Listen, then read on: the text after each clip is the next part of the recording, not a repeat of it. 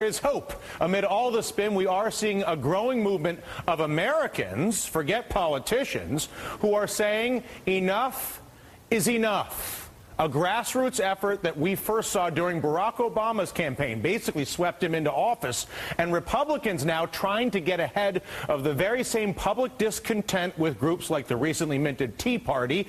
Their followers gather this week for a big convention in Nashville, and other efforts inside the Republican Party and other political movements to move toward Americans frustrated with the political process, which is riddled with secrets and corruption, and the fact that trillions have been delivered to our financial institutions, and yet no reform whatsoever has been implemented as we now work our way into the second year after the bailouts. Joining us now, Republican Congresswoman from Tennessee, Marsha Blackburn. Marsha, how do you regain the confidence of the American people in a debate about how their money is being spent when there's so little trust for the political process by which these decisions are made at this point? Dylan, one of the things you have to do is regain their trust, and you do that by transparency, by moving these discussions out in the open where the American people can see and hear what is being done and said. And I think that's an important step in this process. Certainly, you mentioned the Tea Party movement. And enough is enough. That is what people are saying. They've had it. Enough is enough. They are looking at a budget that the president has brought forward today that is focused on debt. It is not focused on jobs and creating jobs. And I think that's why so many people have said, look, we're frustrated with this. One of the things I'm going to do is immediately file the bills I file every year that call for 1%, 2%, and 5% across the board spending reductions.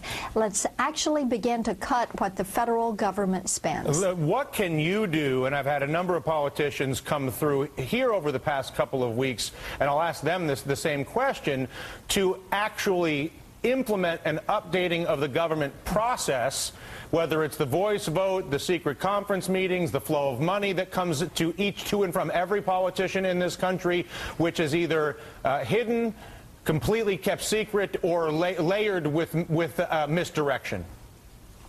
One of the things that needs to happen is reform in the earmark process. I think this is absolutely vital. I'm one of the members that does not do earmarks, but I think what we have to do is to reform that process so that it is completely transparent. And I have supported actually ending earmarks until we go through that process. The American people deserve to know what is happening. This is not government's money.